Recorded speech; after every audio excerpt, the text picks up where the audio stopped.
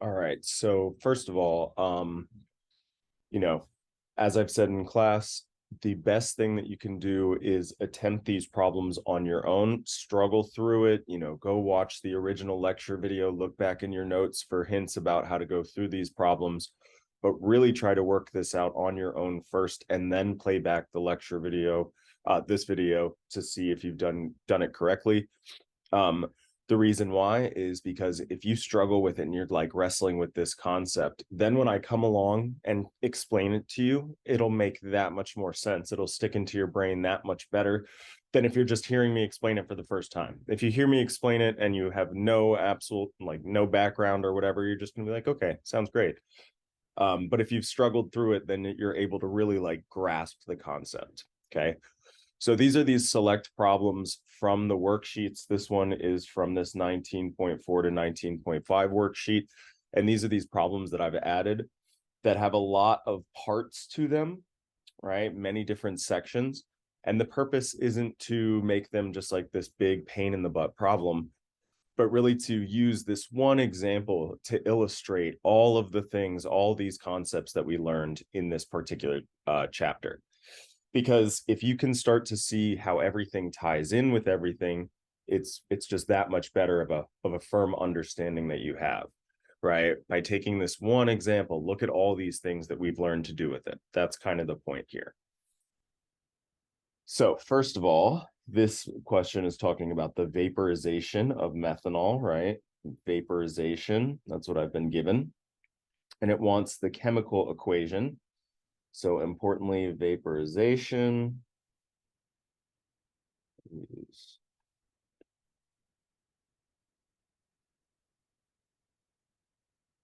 okay, we would have learned last semester is the process of going from liquid to a gas. So the chemical equation would be that CH3OH going from a liquid to CH3OH gas. Is this process endothermic or exothermic? How can we tell just by looking at the chemical equation? So this process is always endothermic. Well, we can put it up here because we're talking about vaporization. I'm going to move that whole thing. All right. Vaporization is always an endothermic process because those liquid molecules necessarily need to absorb heat in order to get to the gas phase, right? So all processes of vaporization, no matter what the substance is an endothermic process. So that's how I can tell just by looking at the chemical equation. Is this process in, so that's our endothermic or exothermic? Endothermic. The other thing that I can tell is that my sign of delta H is positive, right? Positive delta H. That also indicates an endothermic reaction. So both of those would have been clues, right? Just by looking at the chemical equation, I can tell because it's a vaporization reaction. But also given that delta H of vaporization being positive, I know that this is a endothermic reaction. So then entropically favorable or unfavorable, okay. Again, I can tell by looking at the sign here. So positive delta S is entropically favorable.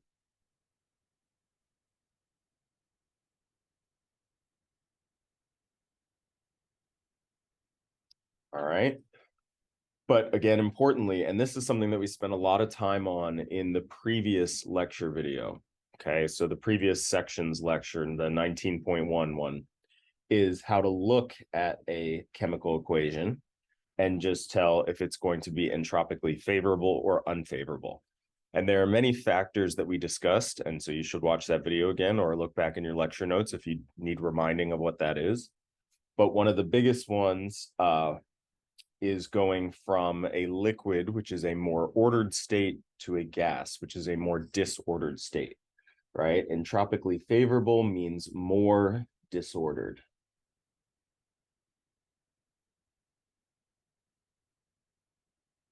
Right? The universe loves that chaos. So the more disordered a process, the more entropically favorable it is. So again, going from liquid to gas is definitely going to be entropically favorable. Okay, use the delta G calculation to demonstrate whether or not this process is spontaneous at 25 degrees Celsius. So I'm going to have to calculate delta G from the delta H and delta S. If you look on your constants page, we would be using the formula delta G, delta H minus T delta S. So I'm just going to plug in my values here. 35, oh, whoops, 35.2. This is in kilojoules minus the 25 degrees Celsius. If I'm going to put that in Kelvin, I'm going to have to add the 273. Okay, this becomes 298 Kelvin times my delta S, which is 104.2 joules per Kelvin.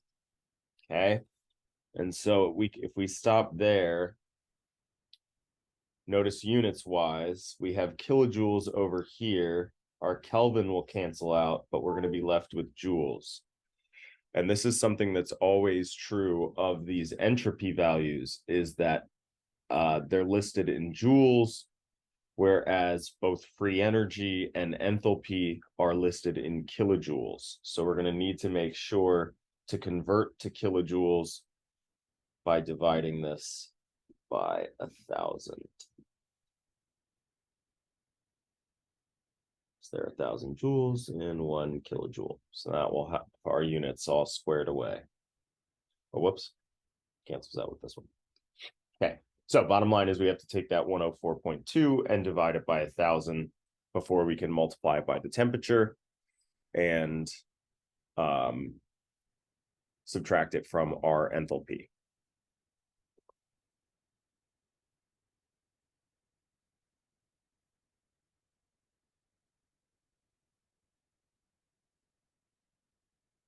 All right, so if we punch that into our calculator, let me just make sure. All right, we get 4.1, yeah, 1484 kilojoules. Okay, and so is this process spontaneous or non-spontaneous at room temperature at that 25 degrees Celsius? Well, we have this positive, let me use a different color. We have this positive delta G. Positive delta G means that it's non-spontaneous.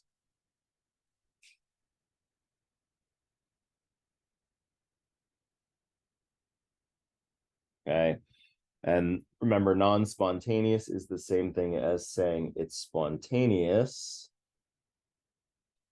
in the reverse direction. All the same thing, right? So what do I mean by that? I mean, you don't go from liquid to gas at 25 degrees Celsius. No. You go the other way. The gases will actually condense into a liquid at 25 degrees Celsius for methanol.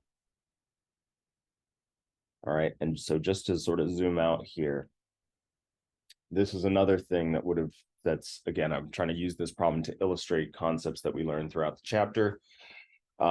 In green, I have the relationship between the sign of delta H, the enthalpy, whether a process is endothermic or exothermic.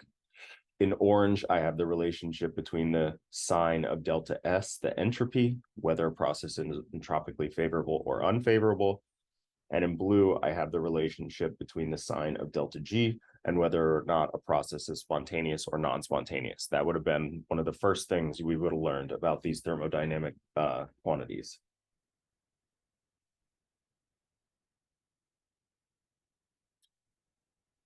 All right, so that buttons up problem D here. So now we're going to do the same thing, but we're going to increase the temperature, go to 105 degrees Celsius. So then I'm just going to change that variable in my delta G equation. So again, we're going to use delta G equals delta H minus T delta S. We're going to plug in that same 35.2, subtract now 105 plus 273, so we can convert to Kelvin. And this is 308 Kelvin. I'll put my units in here just to stress again the importance of that unit conversion.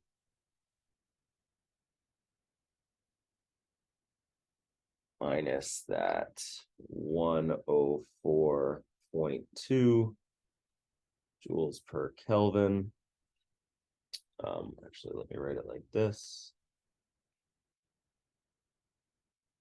Again, just to stress, we got to do this unit conversion from joules to kilojoules because Kelvin will cancel out, but then this is kilojoules and this is joules. So I have to marry those units.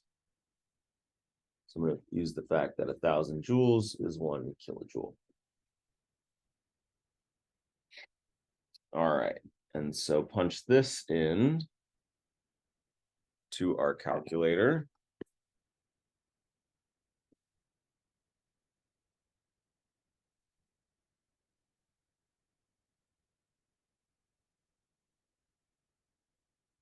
And now I get negative 4.1876 kilojoules. So now that this is a negative delta G, that means that negative delta G implies it's spontaneous at this new temperature of 105 degrees.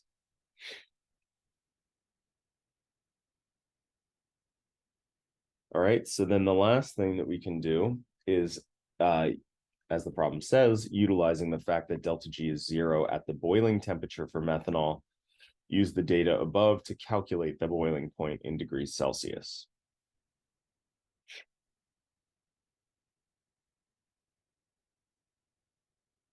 Okay, so what we're going to do is take advantage of exactly what it says. At our boiling point, we're going to use the same equation. Let me actually anticipate running out of room here. Let me just crunch this all up.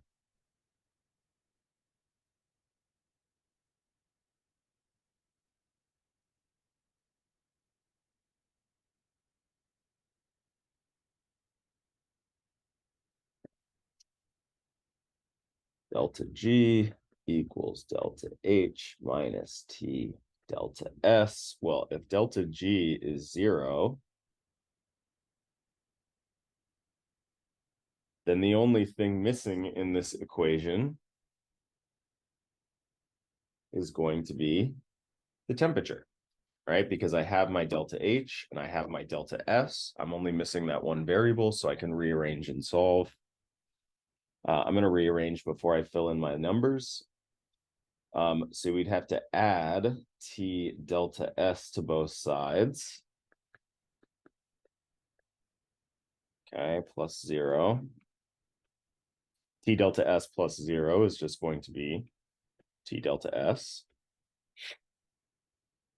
And then over here, I did that so that it canceled out, right? That's how we move something over using subtraction. And then to get temperature all by itself, I'm just going to divide both sides by that delta S value. So that will cancel it out over here. And what I'm left with is temperature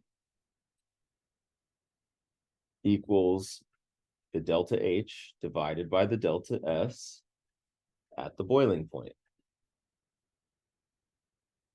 Right? Because we said delta G is 0 at the boiling point. That's the relationship that I took advantage of here. So then plugging in our values for delta H and delta S in this equation, delta H was that 35.2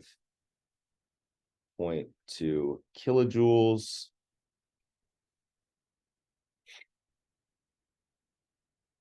Delta S was the 104.2 joules per Kelvin.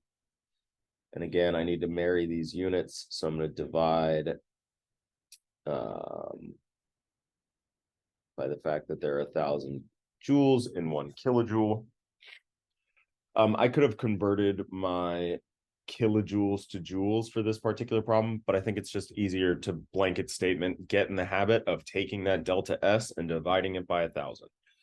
I don't make the rules. That's just how delta S values are tabulated, is in joules, whereas enthalpy and free energy are in kilojoules. So you're always going to have to marry those units. So again, just get in the habit of dividing your entropy by 1,000. So punching this all into my calculator.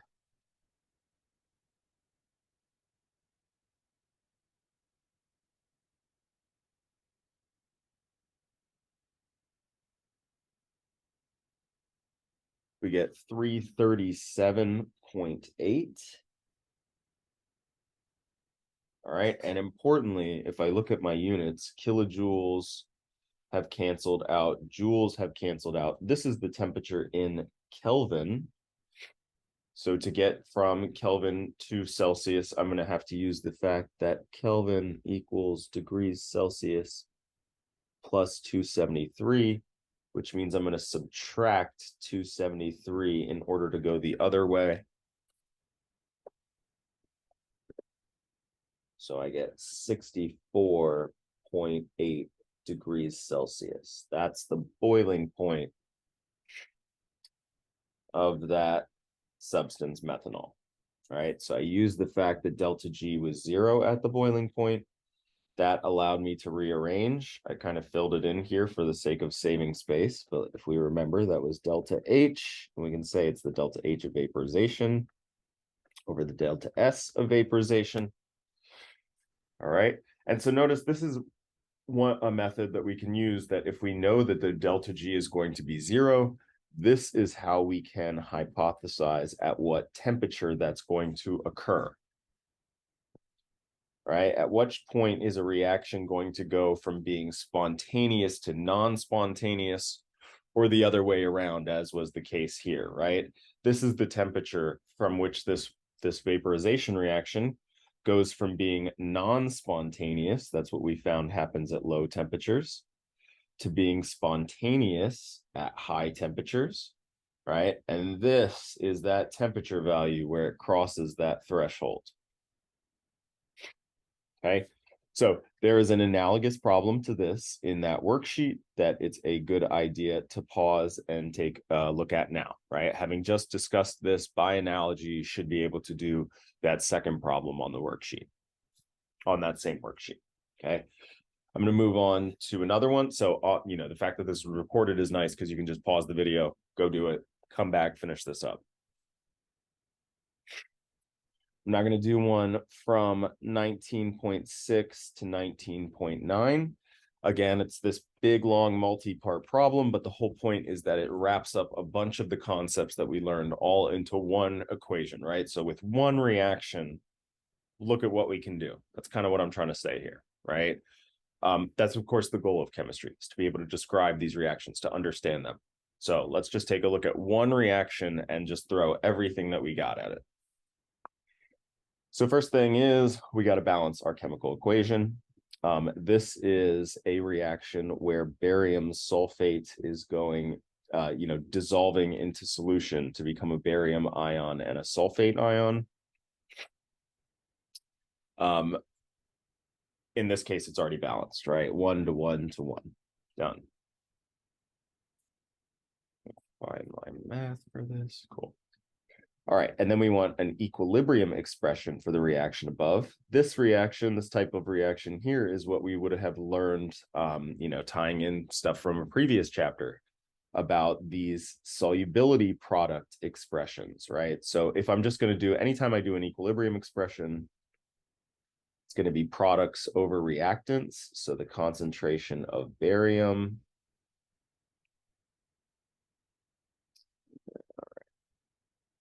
times the concentration of sulfate. I would raise these to the power of their coefficients, right? Coefficients become exponents in our equilibrium equation, but we don't bother to write it when it's 1. Okay, and then barium sulfate, although this thing here is a solid, right? And pure substances like solids and liquids, they don't appear in our equilibrium expression. So that's why I'm not going to write this here, which means nothing is in my denominator, right? So these were these KSP expressions. Oops, that's not going to work. Right, these solubility product expressions. Okay, the concentration of each ion. If they weren't 1-to-1, you would raise it to the power of, what the coefficient was in your balanced chemical equation. Find the equilibrium constant, KSP, of the reaction. So where do we get our KSPs from? That we would have used from our constants page on chapter 19, not 19. Crap, doesn't matter. The titration one.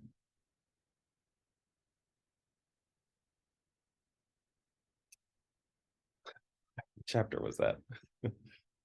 I should know. Just so that we could go back and reference it. And you guys know, because again, there's an analogous problem on this worksheet as well. So let me just double check for y'all. 18. All right.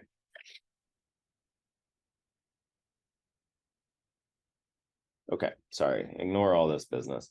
So this is my KSP, right? These are these tabulated values. So that I'm just going to look it up for my particular compound. We have barium sulfate right here. So the KSP is that 1.07 times 10 to the negative 10.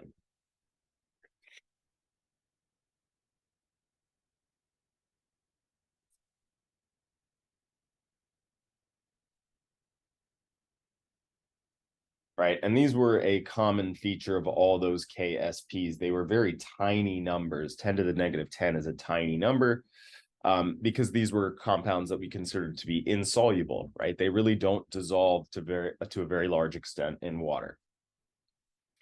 Okay, so now it says to calculate the delta G from the equilibrium constant. Okay, and so here we're going to use from our constants page the equation that relates delta G negative RT natural log of K. All right, so we need, that's an equation that would be on our formulas page, and it relates the equilibrium constant K to the delta G of a reaction, right? And specifically the delta G not of a reaction.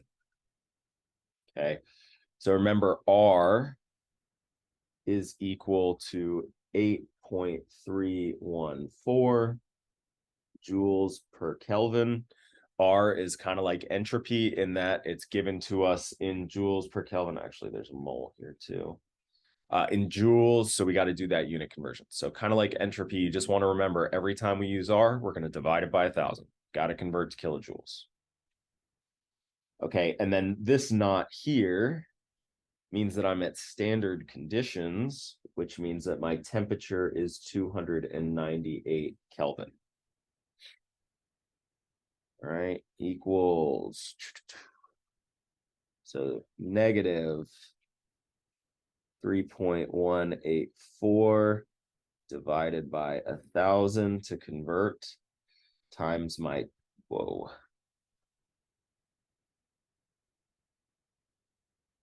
times my 298 Kelvin times the natural log of that K value, 1.07 times 10 to the negative 10. Okay, let's just bring this whole thing a little bit down. So punch that into my calculator, and the delta G that I get, value that I get from my equilibrium constant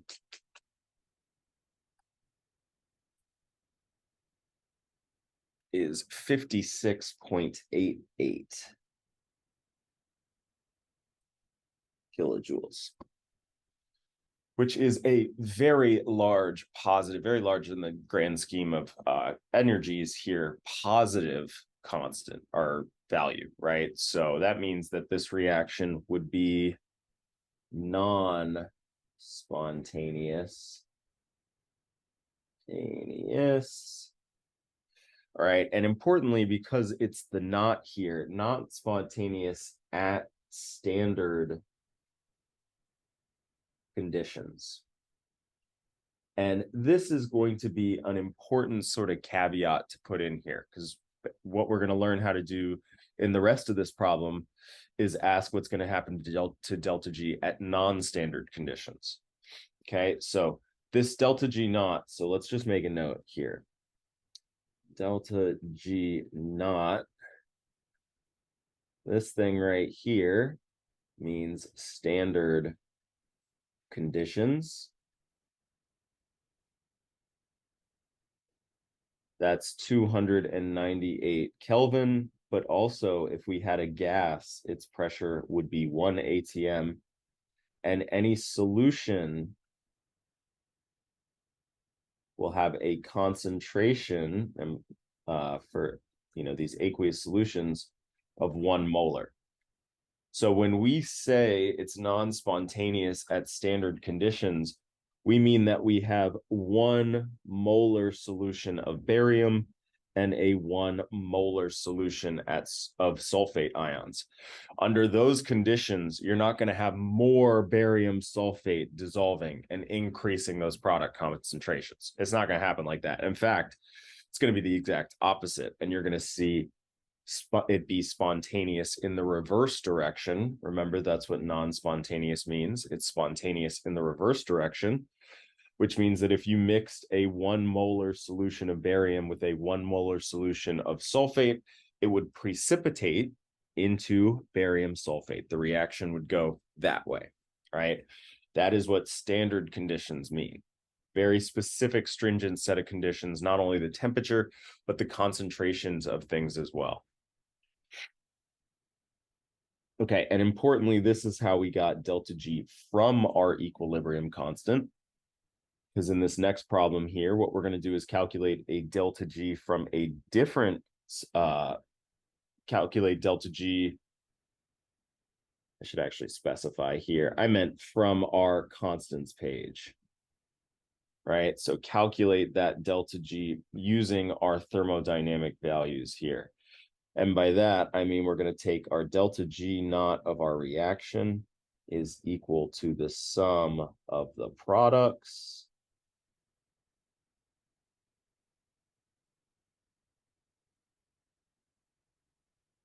minus the sum of the reactants.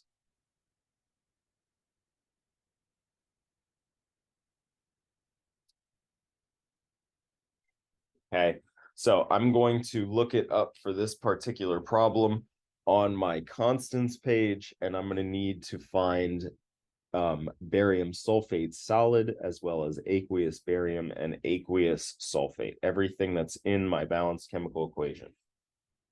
So let's see what we can get here. Let's go to B first. We'll do this in alphabetical order. Barium, here we go. So I'm going to need, I'm just going to grab this whole thing here because both of what I need is here.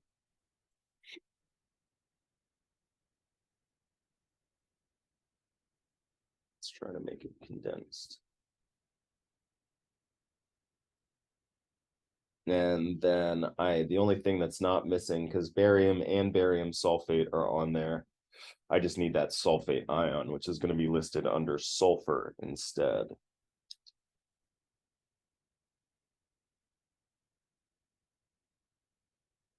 Where are we at? There we go. This one here. That's my aqueous sulfate ion. All right, so I have my reactant, barium sulfate. I have my product, the barium ion, the aqueous barium ion, and that aqueous sulfate ion. So those are the entries that I'm going to use here. And again, I'm going to sum up my products. So for delta G is the middle, and we can just convince ourselves real quick by looking at the table. That middle column is our delta G. All right, so we're going to sum up the products. You would multiply them by their stoichiometric coefficient, but in this case, it's 1. So you're not going to see me multiplying it by anything.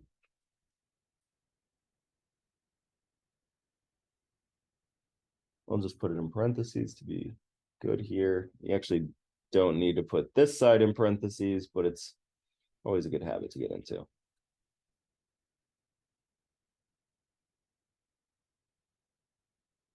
Minus, and then the reactant side you want to get in the habit of putting in parentheses. I only have one reactant here, so it wouldn't matter, but trust me, get in the habit, because otherwise, if you have multiple reactants, that minus sign won't distribute.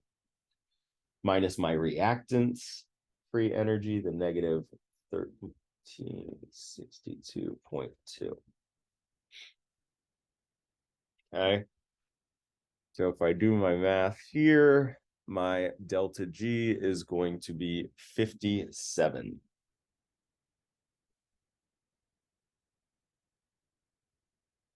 And the units, and you can again convince yourself by looking here, are kilojoules.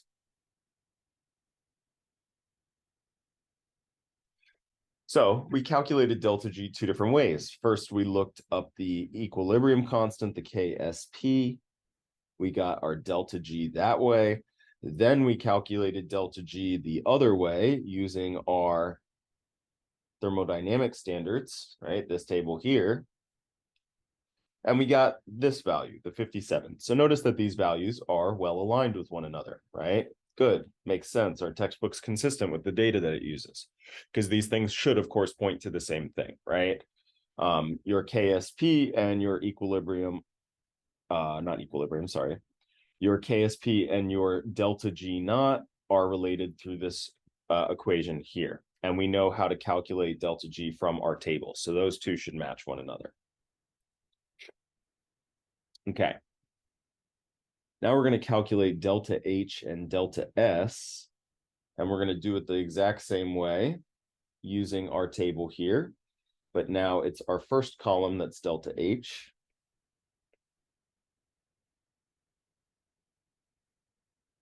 So my products,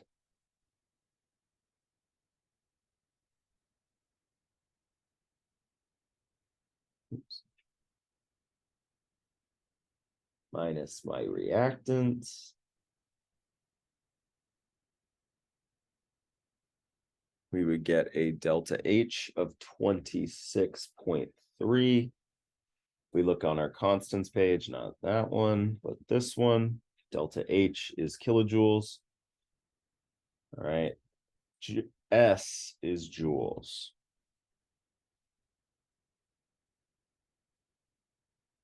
And delta S naught is going to be equal to now this last column.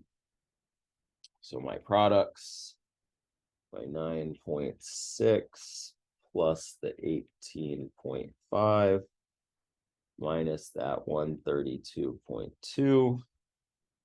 So delta S would give you a negative 104.1. This is joules per Kelvin. Okay, so we see that at standard conditions, which is what this not means, and remember that means that this is a 1 molar solution of both of these ions. We see that the reaction is non-spontaneous, so it goes in the reverse direction. It's endothermic, and entropically unfavorable.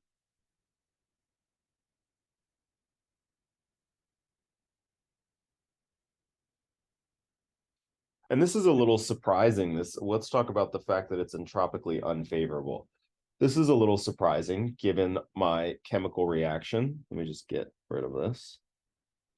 Because usually when I take something and dissolve it into water, it's got more entropy because those ions are able to freely move about.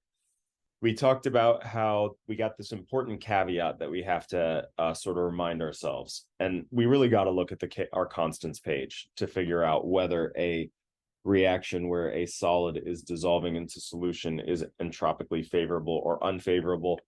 For these compounds that are insoluble, one of those factors is the fact that it's entropically unfavorable. And that goes back to what we discussed. We talked about these solvation shells, right? Some ions will create highly ordered solvation shells of water molecules. Those water molecules used to be able to freely float around. Now all of a sudden you take those ions and you put them in solution, they like fix a bunch of water molecules around the outside. So certain ions that we associate with insoluble compounds, the larger ions really tend to form big solvation shells. So for example, phosphate forms a large solvation shell.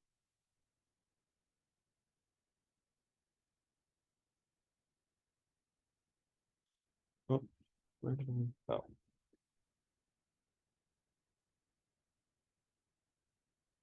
All right.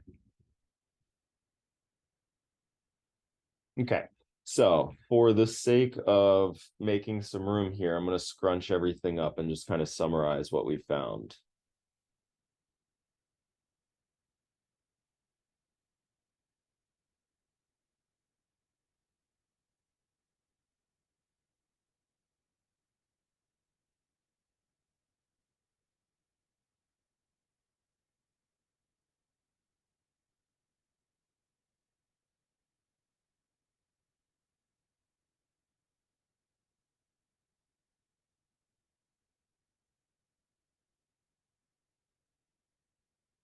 All right.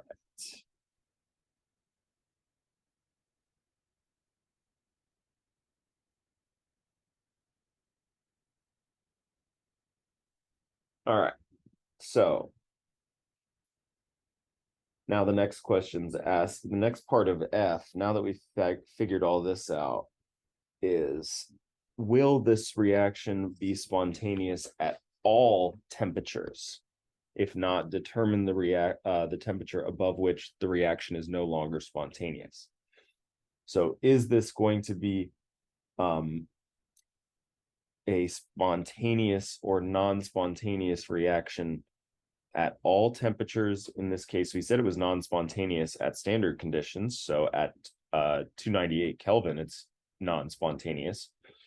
What about if we increase or decrease the temperature? So for that, we got to look at the sign of delta H and delta S. One of the things that we did was created this little cheat sheet. Okay. And for an endothermic process that is entropically unfavorable, a positive delta H and a negative delta S, this reaction will be non-spontaneous at all temperatures. All right, so what can we conclude from this here? This implies that we are non-spontaneous at all temperatures.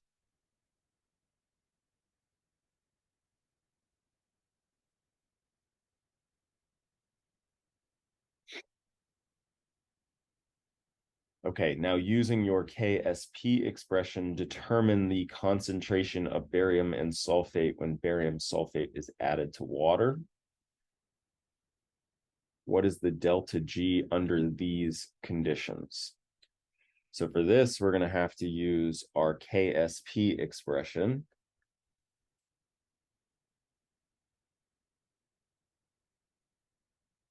And we're going to have to remember a skill we learned in this particular chapter, which was how to tell the concentration of each of these when barium and sulfate when barium sulfate is added to water. And so remember, for this, we had to make an ice table.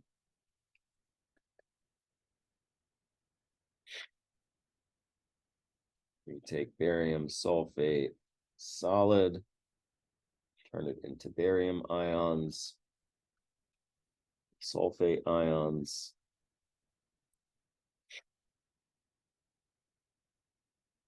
Okay.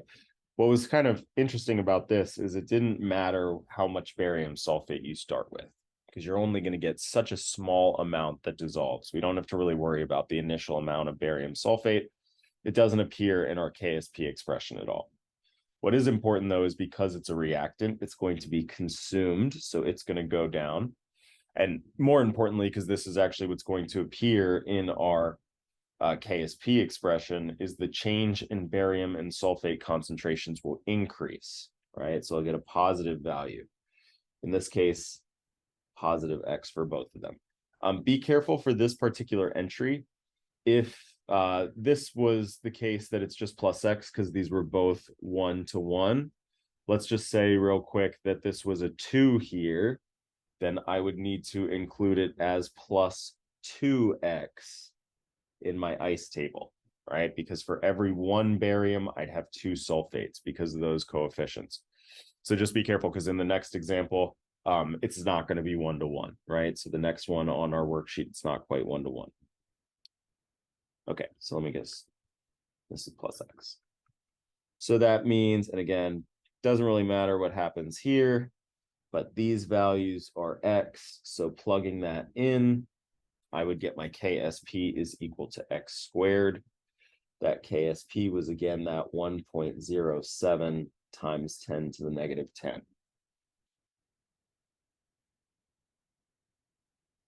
Okay, so then in order to solve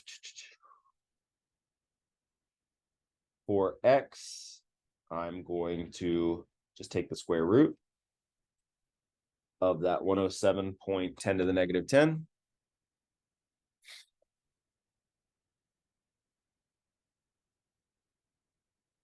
And I get 1.03 times 10 to the negative 5, right? So that's the concentration of barium and the concentration of sulfate from my KSP expression.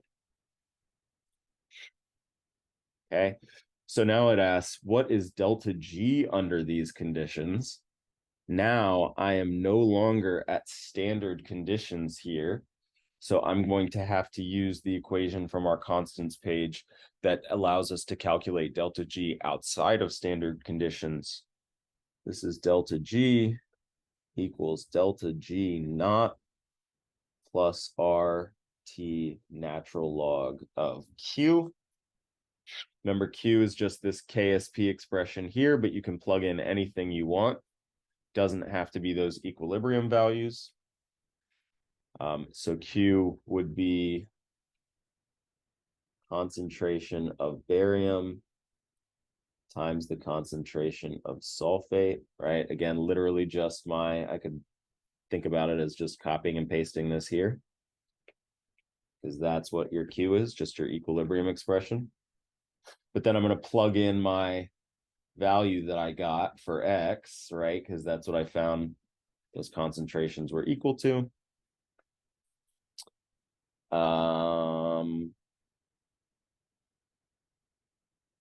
So we can see that if we plug in those values for X, all we're really going to do is take the natural log of that KSP.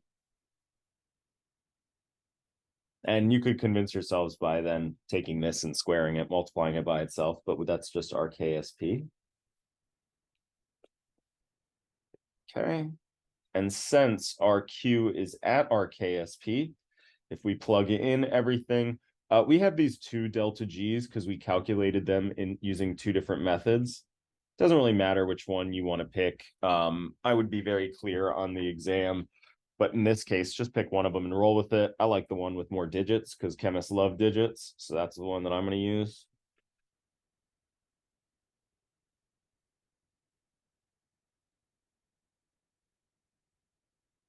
keep that temperature at that 298, and then take the natural log of that 1.07 times 10 to the negative 10. All right, and what we would find is that our delta G would be 0, because under these conditions, I'm already at equilibrium. I'm already at my KSP, right? When your value for Q is equal to the value of your equilibrium constant, then that would be delta G would be 0, right? Because what that's saying is that under these conditions, the reaction is neither going to move in the forward direction, right? So under these conditions, now we said that our concentration of barium, what was it, the 1.03 times 10 to the negative 5 molar, that was the concentration of these, but that was at equilibrium. And at equilibrium means that the reaction doesn't want to go this way anymore. It also means the reaction doesn't want to go this way anymore. It's happy. It's at equilibrium, right? So that's why the delta G would be 0 for that. So now we're going to ask ourselves, well, what would you expect the delta G to be, negative or positive, if the concentration of each of these was less than the value that I obtained in part G? So what we can do is just plug in a smaller number, right? Let's just test it out. I want my concentration to be less. So, okay, let's say concentration will be 1 times 10 to the negative 6. Any smaller number will do. I just picked an easy one.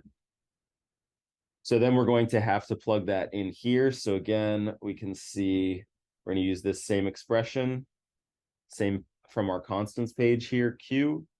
Again, Q is going to be equal to our KSP expression. But now I'm copying and pasting those new concentrations. So this one would be that 10 to the negative 6 times 10 to the negative 6. And I can plug this in, same as I did before, 56.88 plus 8.314 divided by 1,000 times the 298 times the, times the natural log of 10 to the negative 12.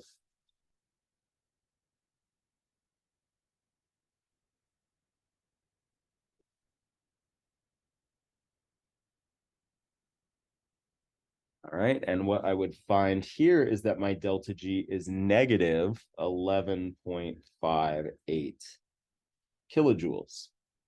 And so under these conditions, the reaction is spontaneous, right? Meaning that it goes in this forward direction here. So again, let's take a look at our balanced chemical equation. I'm now saying these concentrations are 10 to the negative 6 molar, which is less than the equilibrium.